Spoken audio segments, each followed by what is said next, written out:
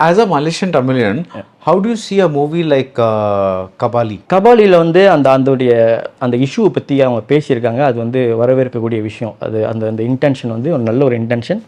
மலேசியாலையும் ஏன்னா ரஞ்சித் சொல்லியிருந்தார், அவர் மலேசியாவுக்கு வந்து கோவா ஷூட்டிங் வரப்போ வந்து இங்கேயும் நிறைய தமிழர்கள் இருக்காங்க, அப்போ தான் தெரிஞ்சது. ஸோ இங்கே ஒரு வாழ்க்கையை நம்ம சொல்லணும் அப்படிங்கிறது வந்து வரவேற்கக்கூடிய விஷயம்.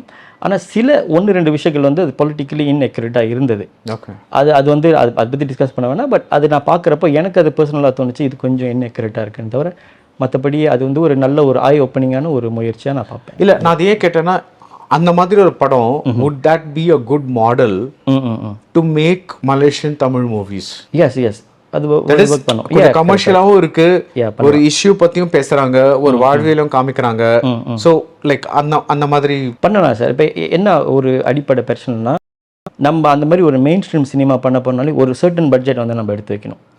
அந்த மாதிரி சினிமா பண்ணுறதுக்கு அது பண்ண முடியாதுன்னு கிடையாது.